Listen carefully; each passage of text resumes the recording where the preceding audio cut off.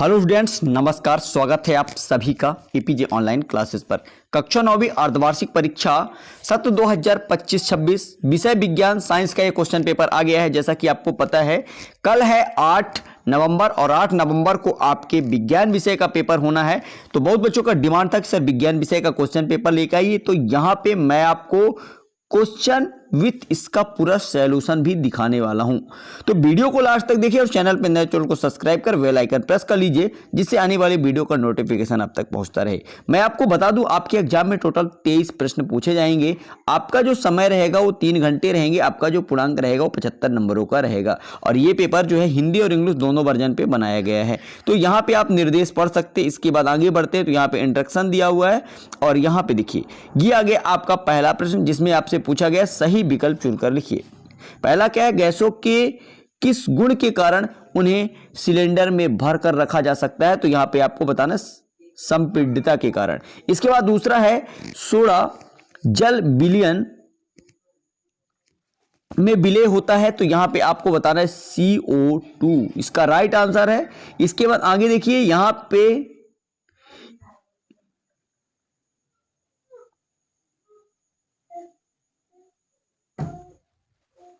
पे देखिए दूसरा नंबर है सोडा जल विलयन में विलय होता है। तो यहां पे आपको बताना है CO2। इसके बाद देखिए यहां पे तीसरा नंबर है सोडियम नाइट्रेट का सूत्र है। तो यहां पे आपको बताना है इसका ए नंबर राइट आंसर होगा NaNO3।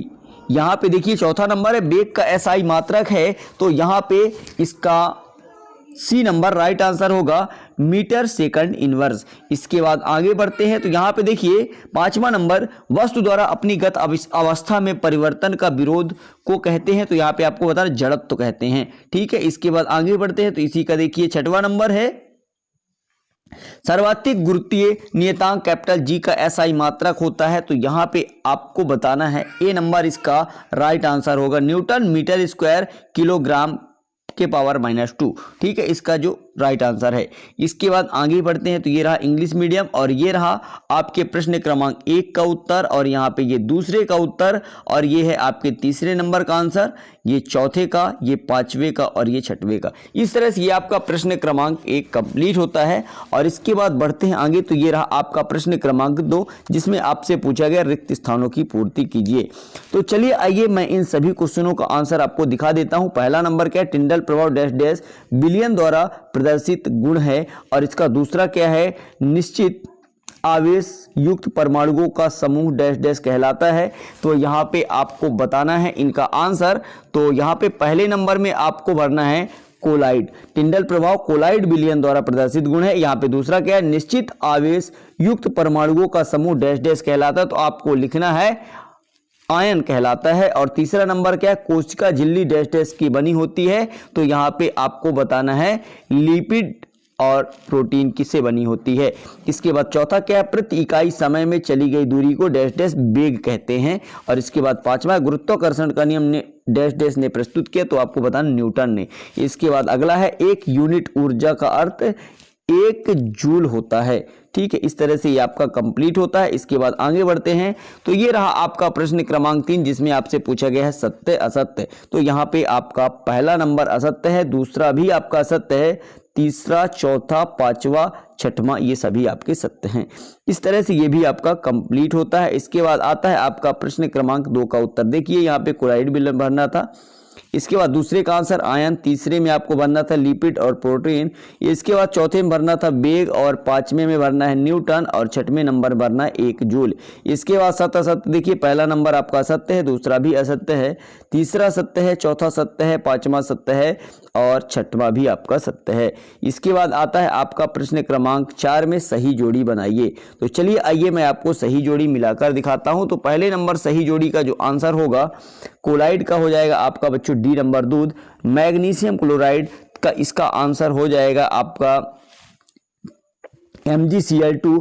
और इसके बाद ड्यूटीरियम का हो जाएगा 1H2। ये रहा इसका आंसर और यहाँ पे ये रहा इसका आंसर है। और क्लोरोप्लास्ट इसका जो आंसर हो जाएगा यहाँ पे प्रकाश संश्लेषण, ये रहा। ठीक है, इसके बाद हृदय की पेशिया, तो इसका जो आंसर होगा यहाँ पे अनैच्छिक पेशी और इसके बाद बृहद पोषक, तो इसका हो जाएगा यहाँ पे पोटेशियम। ठीक है, इस तरह से ये आपका कंप्लीट होता है। इसके बाद आता है आपका प्रश्न क्रमांक 5, जिसमें आपसे पूछा गया है एक शब्द या एक वाक्य में उत्तर लिखिए।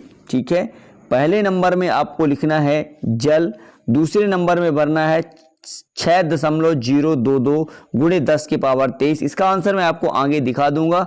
यहाँ पे तीसरा नंबर है दो स्त्रियों को आपस में जोड़ने वाले ऊतक का नाम, तो यहाँ पे आपको लिखना संधि ऊतक। और यहाँ पे चौथा जो दिया वेग समय ग्राफ का क्षेत्रफल क्या दर्शाता है, तो यहाँ पे आपको बताना है विस्थापन को दर्शाता है।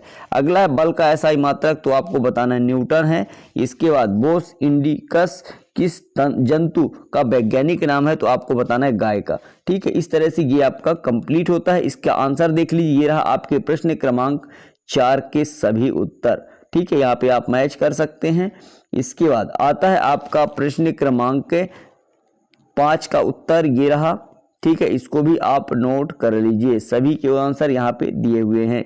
इसके बाद चलिए आइए बढ़ते आगे। ये रहा आपका प्रश्न क्रमांक 6, जिसमें आपसे पूछा गया है संलग्न की गुप्त ऊष्मा को स्पष्ट कीजिए। यहाँ पे गलनांक को परिभाषित कीजिए। शुद्ध पदार्थ क्या है, इसका अथवा है। यौगिक किसे कहते हैं, उदाहरण दीजिए। एक मोल को स्पष्ट कीजिए।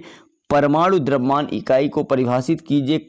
प्रश्न 9 है कार्बन और सोडियम परमाणुओं के लिए इलेक्ट्रॉन वितरण लिखिए। इसका अथवा है कैथोड किरणों की कोई दो विशेषताएं लिखिए। यहाँ पे 10वां है समपरासरणी विलयन किसे कहते हैं, और इसका अथवा देख लीजिए, ये रहा। और इसके बाद ये है आपका प्रश्न क्रमांक 6 का उत्तर, इसका आप स्क्रीनशॉट कर लीजिए। इसका अथवा देख लीजिए गलनांक क्या है। और यहाँ पे आता है प्रश्न क्रमांक 7 शुद्ध पदार्थ क्या है, इसका भी आंसर ये रहा। इसका अथवा यौगिक क्या है, इसका भी आंसर आप नोट कर लीजिए। ये रहा आपका प्रश्न क्रमांक 8, जिसमें पूछा गया एक मोल क्या है। ठीक है, इसका अथवा परमाणु द्रव्यमान इकाई का आंसर ये रहा। और यहाँ पे आता है प्रश्न क्रमांक 9 इलेक्ट्रॉन वितरण इस तरह से होता है। इसका अथवा है कैथोड किरणों की विशेषताएं। और इसके बाद ये है आपका प्रश्न क्रमांक 10, इसका भी आंसर आप नोट कर लीजिए। इसका अथवा ये रहा। इसके बाद आगे बढ़ते तो ये रहा आपका प्रश्न क्रमांक 11 वायवीय ऊतक के कोई दो कार्य लिखिए। इसका अथवा है स्टोमेटा के कोई दो मुख्य कार्य लिखिए। इसका क्वेश्चन नंबर 12 है त्वरण किसे कहते हैं, इसका सूत्र एवं मात्रक लिखिए। इसका अथवा है एक समान वृत्ति गति किसे कहते हैं। क्वेश्चन नंबर 13 औसत चाल किसे कहते हैं, एक समान और असमान गति को स्पष्ट कीजिए। प्रश्न क्रमांक 14 है गति का प्रथम नियम लिखिए। इसका अथवा संवेग संरक्षण का नियम लिखिए। यहाँ पे प्रश्न क्रमांक 15 है गुरुत्वीय त्वरण किसे कहते हैं। इसका अथवा है आर्किमिडीज का सिद्धांत। यहाँ पे क्वेश्चन नंबर 16 ऊर्जा संरक्षण का नियम लिखिए। इसका अथवा है गतिज ऊर्जा किसे कहते हैं, इसके लिए सूत्र स्थापित कीजिए। इसके बाद आता है प्रश्न क्रमांक 17 खरपतवार किसे कहते हैं, कोई दो खरपतवार के नाम लिखिए। हरी खाद क्या है, इसके कोई दो लाभ। इन सभी क्वेश्चनों को आपको अच्छे से तैयार कर लेना है। ये रहा प्रश्न क्रमांक आपके 11 का उत्तर और ये रहा प्रश्न क्रमांक इसी का अथवा। और यहाँ पे देखिए ये रहा प्रश्न क्रमांक 12 का आंसर आपको इस तरह लिखना है। इसका अथवा देख ली एक समान वृत्ति गति क्या है, ये रहा।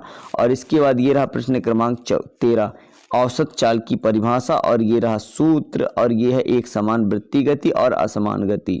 ठीक है, इसके बाद आता है प्रश्न क्रमांक 14 गति का नियम लिखिए। गति का प्रथम नियम लिखना है और इसके बाद इसका अथवा संवेग संरक्षण का नियम। और यहाँ पे प्रश्न क्रमांक 15 गुरुत्वीय त्वरण क्या है, इसका मान कितना होता है। इसका अथवा आर्किमिडीज का सिद्धांत और यहाँ पे है ऊर्जा संरक्षण का नियम। और ये रहा गतिज ऊर्जा के ई बराबर 1/2 mv²। ठीक है, इसके बाद यहाँ पे प्रश्न क्रमांक 17 है खरपतवार, इसका उदाहरण यहाँ पे है। ठीक है, इसका अथवा देख सकते हैं हरी खाद। इसके बाद इसका भी लाभ। और ये आता है प्रश्न क्रमांक 18 समस्थानिक को स्पष्ट कीजिए। हाइड्रोजन के समस्थानिकों के नाम लिखिए। इसके बाद ये रहा प्रश्न क्रमांक 19 प्रोकैरियोटिक कोशिका एवं यूकैरियोटिक कोशिका में कोई तीन अंतर लिखिए। जंतु कोशिका पादप कोशिका में अंतर। और ये आखिरी प्रश्न है प्रश्न क्रमांक 20 और आइए इसका भी आंसर हम देख लेते हैं। ये रहा प्रश्न क्रमांक 18 का उत्तर आपको इस तरह से लिखना है। इसके बाद इसी का अथवा यहाँ पे आप देख सकते हैं, ये रहा। ठीक है, इस तरह से ये रहा प्रश्न क्रमांक आपका 19 प्रोकैरियोटिक और यूकैरियोटिक में अंतर, यहाँ पे आप नोट कर लीजिए। इसके बाद अजंत कोशिका एवं पादप कोशिका में अंतर, इसको भी आप नोट कर लीजिए। ये रहा प्रश्न क्रमांक 20 और आखिरी प्रश्न, ये आंकिक प्रश्न दिया हुआ है तो इसको भी आप अच्छी तरह से सॉल्व कर लीजिए। इस तरह से ये आपका कंप्लीट होता है। आशा करता हूँ ये वीडियो आपको पसंद आया होगा। वीडियो कैसा लगा कमेंट कर जरूर बताइएगा। चैनल पे नए हैं चैनल को सब्सक्राइब कर बेल आइकन जरूर प्रेस कर लीजिए। ये रहा आपके प्रश्न क्रमांक आगे 21 और ये है आपका 22 और ये 23। ठीक है, इस तरह से ये भी आपका कंप्लीट होता है। चलिए, ये रहा इसके 21 नंबर का आंसर, आपको इस तरह से लिखना है। इसके बाद इसका अथवा है, इसका भी आंसर आप नोट कर लीजिए। ये रहा 22, इसका भी आंसर आप नोट कर लीजिए। ये रहा और ये रहा इसका अथवा। पेशियाँ क्या होती हैं, ठीक है, ये रहा पेशियाँ 3 प्रकार की होती हैं और ये रेखी पेशी, अरेखित पेशी। इसके बाद है प्रश्न क्रमांक 23 का उत्तर। इस तरह से ये आपका कंप्लीट होता है। आशा करता हूँ ये वीडियो आपको पसंद आया होगा। वीडियो कैसा लगा कमेंट कर जरूर बताइएगा। चैनल पर नए चैनल को सब्सक्राइब कर बेल आइकन प्रेस करिए, जिससे आने वाली वीडियो का नोटिफिकेशन अब तक पहुँचता रहे। चलते हैं नेक्स्ट में मिलेंगे, तब तक के लिए जय हिंद जय भारत। Thank you.